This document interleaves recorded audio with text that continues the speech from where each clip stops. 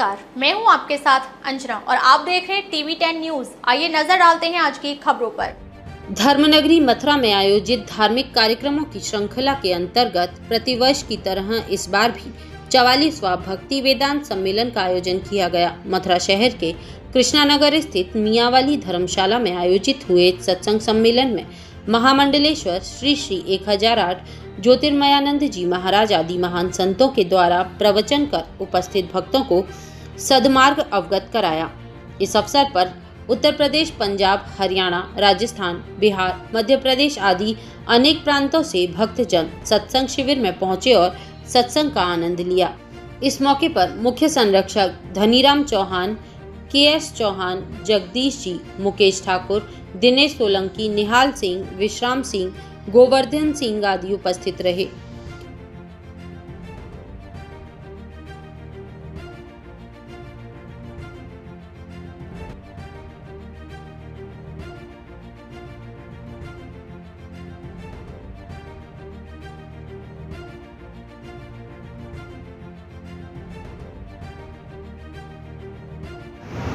महापुरुष की कोई सी वाणी जो है ऐसी निकल जाती है जो हृदय में चोट कर जाती है।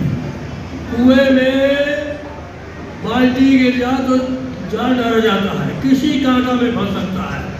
वे महापुरुष हैं, अपनी वाणी में कुछ कहे उसमें सार छिपा होता है।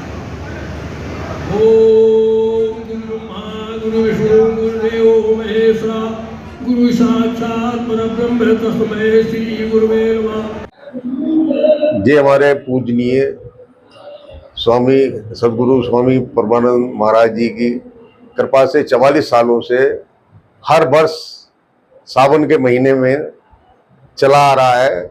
इसमें बड़ी दूर दूर के एमपी, राजस्थान, हरियाणा, उत्तर प्रदेश, पंजाब, जगह जगह से भक्त लोग आते हैं और सत्संग का लाभ लेते हैं। इसको थोड़ा हमने मतलब अपने कुछ समाज की तरफ भी मोड़ा है कि अपने समाज के दूर दूर से काफ़ी लोगों को बुला बुला के इससे जोड़ा है, जिससे कि सभी समाज को लाभ मिल सके।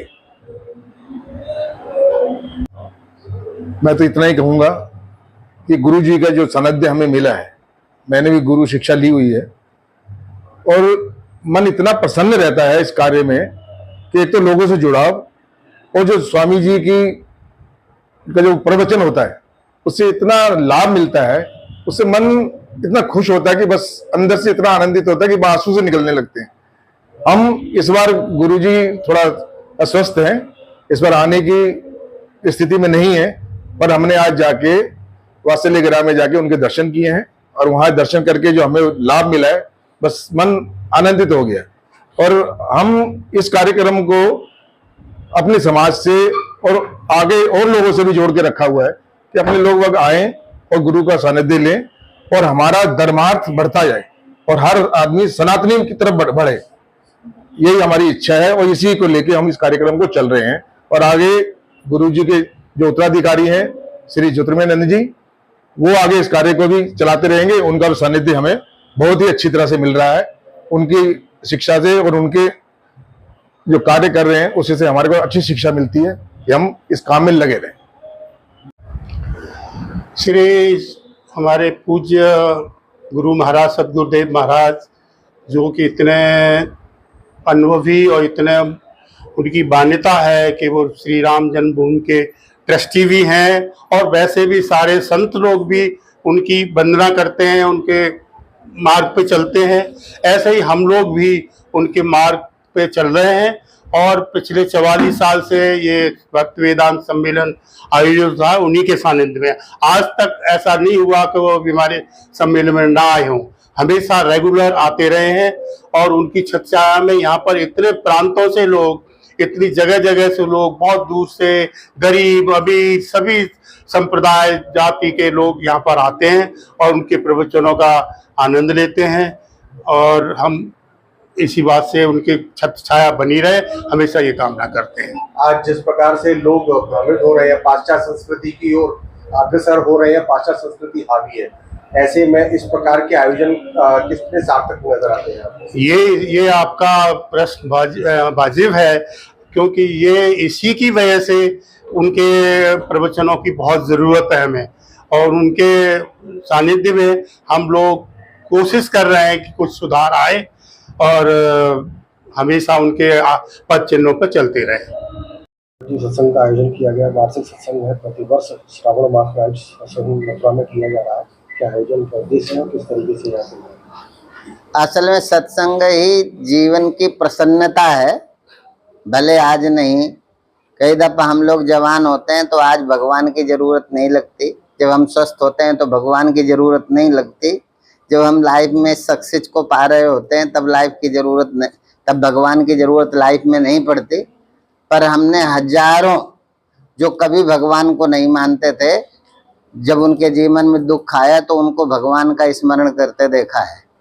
इसलिए हम चाहते हैं कि लगातार समाज सत्संग से जुड़कर रहे। इसी कामना के साथ अखंड परम नाम जो समिति है मथुरा की, लगातार आज 45 ईयर्स हो रहे हैं, लगातार सत्संग का आयोजन करती आ रही है और कोई स्वार्थ नहीं है, निस्वार्थ भाव से समाज को सत्संग मिले। तो आज ये मथुरा ही एक ऐसा सम्मेलन है जहां आधा भारत इकट्ठा रहता है। बहुत जगह से लोग आते हैं, भले एक एक दो दो आते हों, पर बड़ी संख्या में लोग आकर के यहाँ सुनते हैं।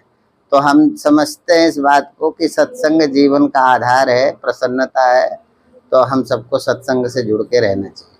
आज की भागदौड़ भरी जिंदगी में क्योंकि समय का अभाव है, ऐसे में एक मनुष्य को मन की शांति और परिवार की उन्नति के लिए ऐसे क्या प्रयास किए जाने चाहिए जिससे कि वो कम समय में ही बहुत कुछ पा सके?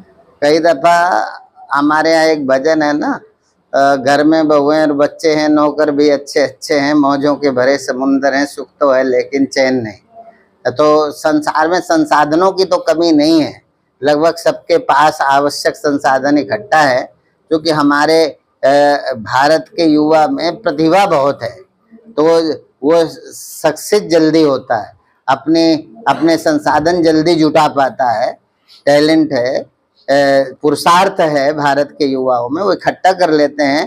पर कभी ना कभी हम सक्सेस में फेलियर भी अपने आप को महसूस करते हैं। जब फेलियर होते हैं तब मन परेशान होता है, विचलित होता है, और कई दफा सत्संग का बल ना हो ना तो हम लोग परेशान होके आत्महत्या भी कर लेते हैं। तो ये सत्संग, कई दफा लोग कहते हैं कथा से क्या लाभ होगा, महाराज मैंने कहा कथा से कोई लाभ नहीं होगा, पर जब टेंशन में होंगे, जब अकेले होंगे, जब पैसे से शांति नहीं मिलेगी, गाड़ी से शांति नहीं मिलेगी, जब मन दुखी होगा, उस समय भगवान की सुनी हुई कथा ही आपके मन को मजबूती देगी और मन प्रसन्न होगा। इसलिए हम सबको कथा से जुड़ना चाहिए। अब किस भाव से कहाँ से जुड़े हैं, पर कथा ही है। और जिसको बड़ा करना, देखो भगवान कृष्ण को बड़ा करना था तो गीता सुनी, अर्जुन से बड़ा कराना था तो गीता सुनाई, ऐसे ही भगवान राम को बड़ा करना था तो देखो भगवान राम की रामायण देखो, और जिनसे बड़ा करवाना है उन्हें रामायण सुनाई गई।